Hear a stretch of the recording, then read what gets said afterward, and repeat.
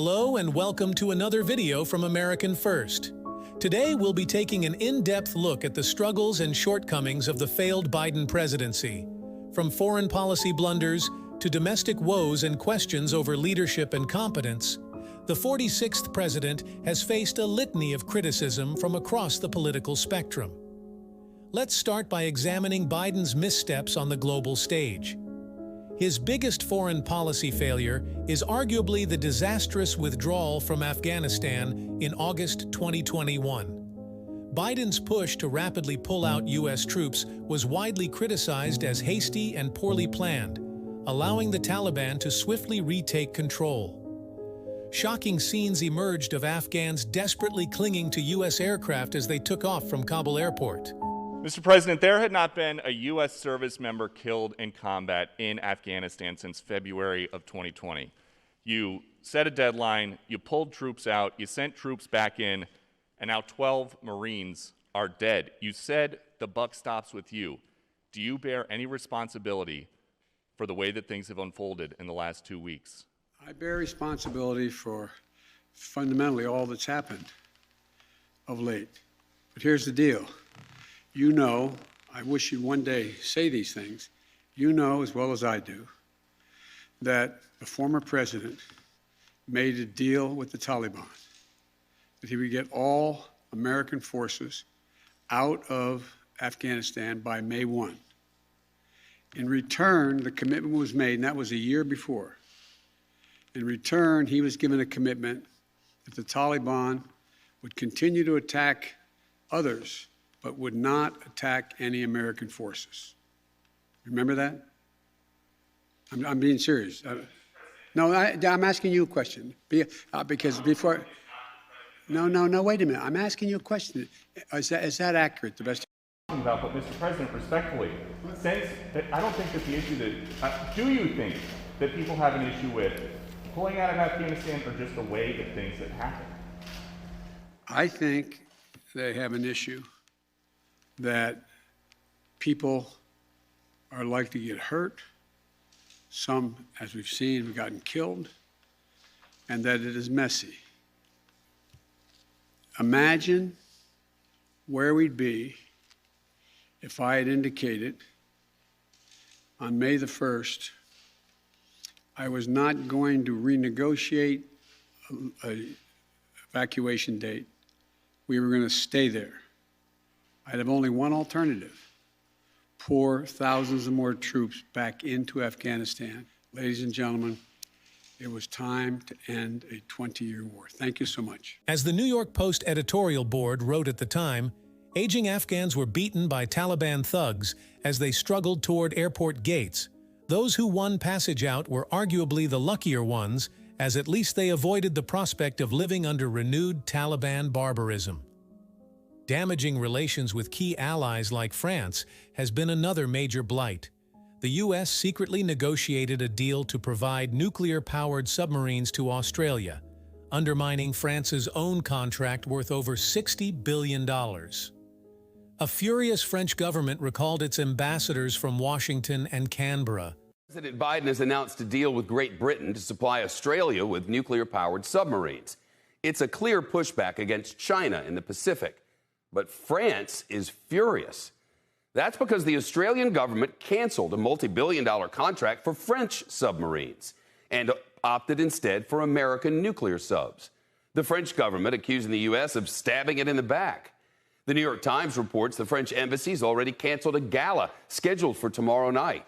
It was supposed to celebrate the great relations France has with the United States. And it's not just the French who are ticked off now over this submarine deal. China's accusing the U.S. of stoking a new arms race. Chinese state media warning Australia that it's now an adversary and to prepare for the worst. Dan DeLuce covers global affairs for NBC News Investigative Unit. Dan, how bad is this submarine deal for U.S.-French relations? It is a problem. It is bad, and I don't think it's going to fade away quickly or easily. The French are truly angry about it, and it's not just the party they're canceling for tomorrow night. I think they saw Joe Biden as a strong supporter of the transatlantic alliance, that there was going to be stability and cohesion after a very difficult time during the Trump presidency. So this is just tremendously disappointing to them. But, you know, the French and some European countries are not as ready to take a confrontational approach to China that the U.S. is advocating and that Great Britain and Australia support. Now, as far as the submarine deal with the French, the Australians had been complaining already and were unhappy with that arrangement. They said there were budget overruns, delays, and a cybersecurity problem. Australia's defense minister had this to say when he was explaining why they made the decision. The French have a version which was not superior to that operated by the United States and the United Kingdom. And in the end, the decision that we have made is based on what is in the best interests of our national security. So that's Australia's explanation. You know, this is not just about submarines. Artificial intelligence, undersea technology, all about cutting-edge high tech. So Australia, the U.S., and the U.K. really pushing back on China, and the Biden White House believes this is going to be a strategic win. Then there were Biden's comments last year that appeared to undercut allies and embolden Russian aggression ahead of the Ukraine invasion. He suggested a minor incursion by Russia may invite just minor consequences before White House staff had to walk it back. Critics argue such rhetoric gave Putin a green light. Russia will be held accountable if it invades, and it depends on what it does. It's one thing if it's a minor incursion and then we end up having a fight about what to do and not do, etc. But if they actually do what they're capable of doing with the force amassed on the border, it is going to be a disaster for Russia if they further engage. I wanted to follow up briefly on a question asked by Bloomberg.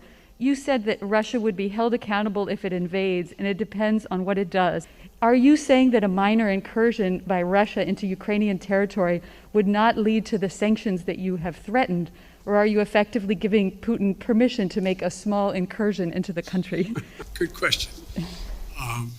That's how it did sound like, didn't it? The most important thing to do, big nations can't bluff, number one. Number two, the idea that we would do anything to split NATO, which would have a profound impact on profound impact on one of Putin's objectives is to weaken NATO, would be a big... Turning to the home front, one of Biden's central pledges was to unite the country and work across the aisle with Republicans to break Washington gridlock. Yet he has repeatedly blamed the GOP. Inflation is up. Your signature domestic legislation is stalled in Congress. In a few hours from now, the Senate, an effort in the Senate to deal with voting rights and voting reform legislation is going to fail. COVID-19 is still taking the lives of 1,500 Americans every day. And the nation's divisions are just as raw as they were a year ago. Did you overpromise to the American public what you could achieve in your first year in office? And how do you plan to course correct going forward? Why are you such an optimist? Look, I didn't overpromise, but I have probably outperformed what anybody thought would happen. The fact of the matter is that we're in a situation where we have made enormous progress. You mentioned the number of deaths from COVID. Well, it was 3 times that not long ago. It's coming down. Everything's changing. It's getting better. Look, I didn't overpromise, but I think if you take a look at what we've been able to do, you'd have to acknowledge we made enormous progress. But one of the things that I think is something that, one thing I haven't been able to do so far is get my Republican friends to get in the game of making things better in this country. For example, I was reading the other day, and I wrote the quote down so I don't misquote him. A quote from Senator Sununu when he decided that he wasn't going, Governor Sununu, when he decided he wasn't going to run for the Senate in New Hampshire. Here's what he said. They were all, for the most part, content with the speed at which they weren't doing anything. It was very clear that we just had to hold the line for 2 years. Okay, so I'm just going to be a roadblock for the next 2 years? That's not what I do, Sununu said. He went on to say, it bothered me that they were okay with that. Then he goes on to say, I said, okay, so we're not going to get stuff done if we win the White House back, Why didn't we do anything in 2017 and 2018? And then he said, how the Republicans who spoke to answer the challenge? He said, crickets, yeah, crickets. They had no answer.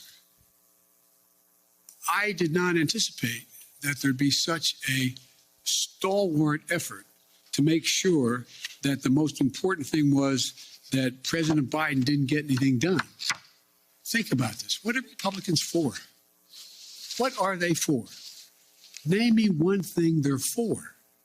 President Biden is blaming Donald Trump for the collapse of a bipartisan deal on border security. Speaking yesterday at the White House, the president urged GOP lawmakers to, quote, show some spine and stand up to Trump.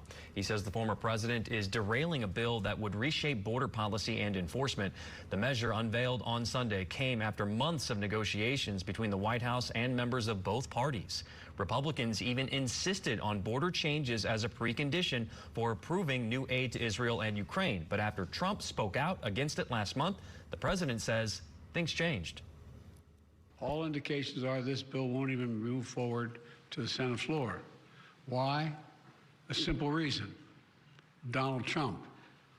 Because Donald Trump thinks it's bad for him politically. He'd rather weaponize this issue than actually solve it. Another domestic shortcoming has been Biden's inability to secure landmark legislative victories like his $2 trillion Build Back Better plan due to opposition from within his own party.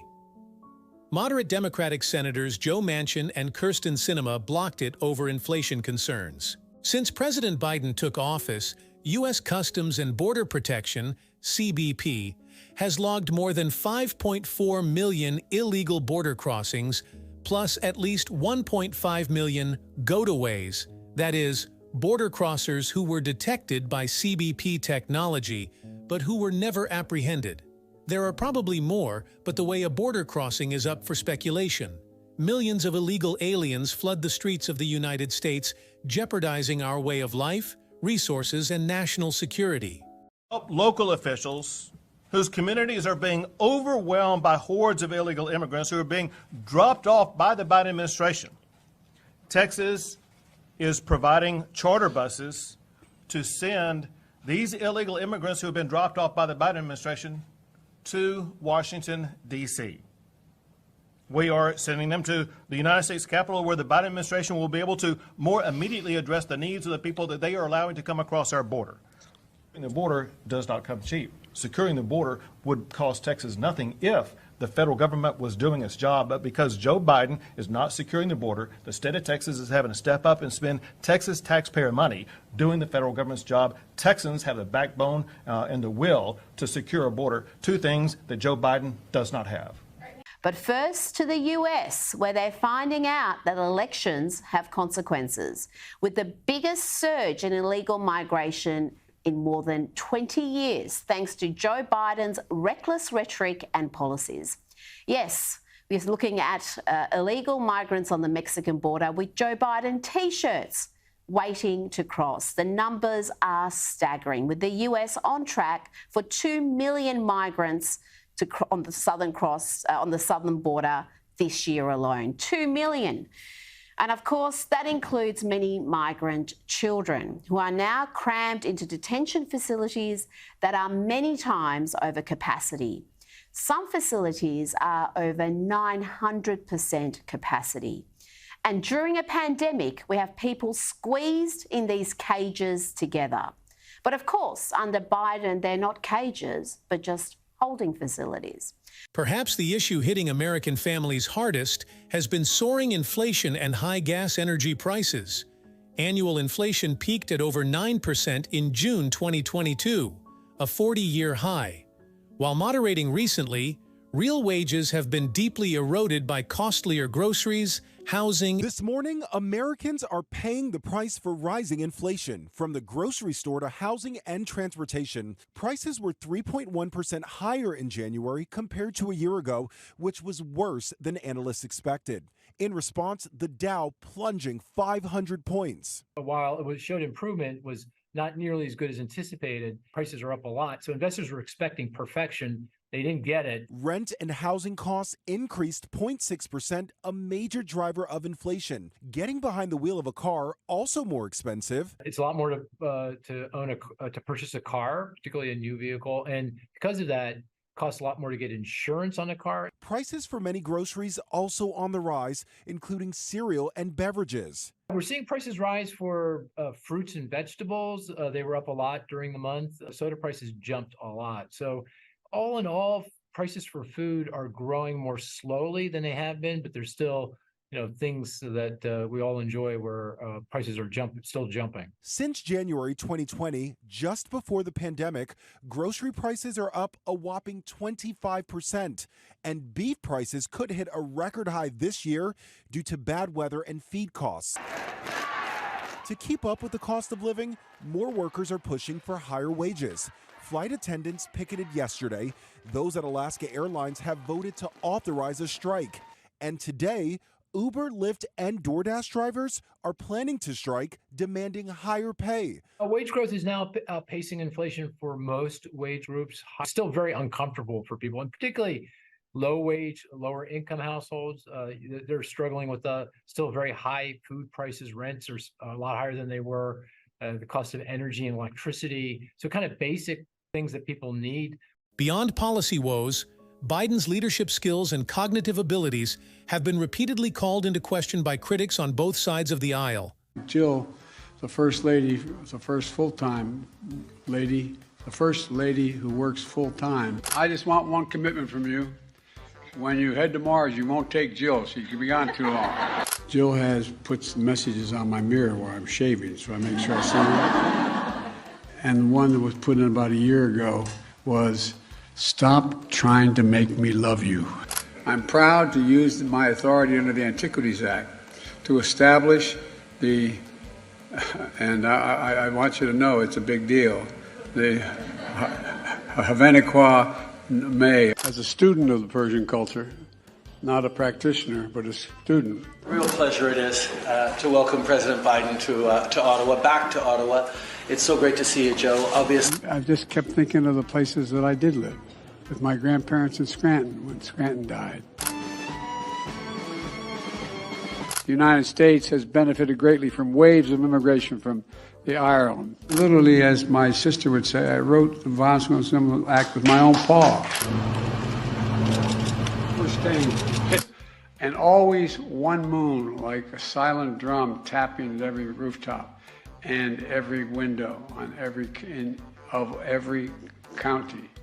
Let me start this. Those were some of the key failings, criticisms, and doubts surrounding President Biden. From a catastrophic pullout in Afghanistan to soaring inflation at home, concerns over leadership and ethics scandals, the 46th president has faced relentless attacks and struggles to sell his agenda. We didn't have time to talk about his sons, Hunter Biden, and we will dedicate an entire video to the failures of Biden's immigration crisis. If you like this channel, please like, subscribe, and share with a friend.